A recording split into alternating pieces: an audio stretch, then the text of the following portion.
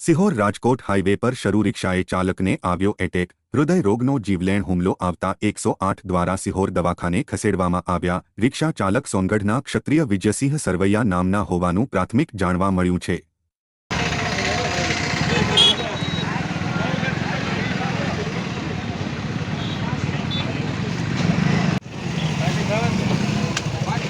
થોડી નોલી ટેન્શન આવે ને હા આવી જાય ને એ થઈ ગયું।